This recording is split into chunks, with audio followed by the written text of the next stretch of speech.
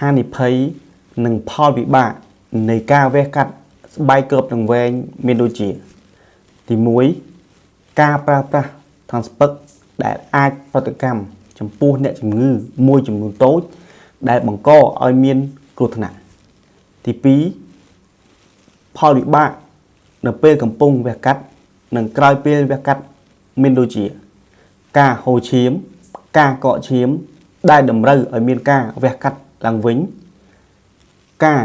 វះកាត់ស្បែករបស់លឹងខ្លីខ្លាំងពេកដែលធ្វើឲ្យមានការឈឺចាប់និងតឹងខ្លាំងនៅពេលលឹងឡើងរឹង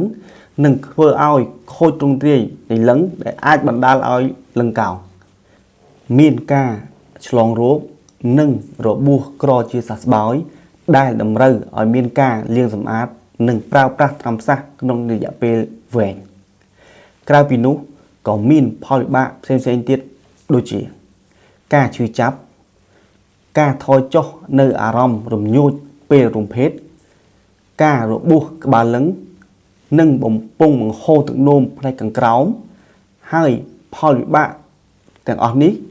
កម្រនឹងកើតមានណាស់ប្រសិនបើយើងជួបពីគ្រោះនឹងធ្វើការវះកាត់ជាមួយវិជ្ជបណ្ឌិតឯកទេសឲ្យបានត្រឹមត្រូវ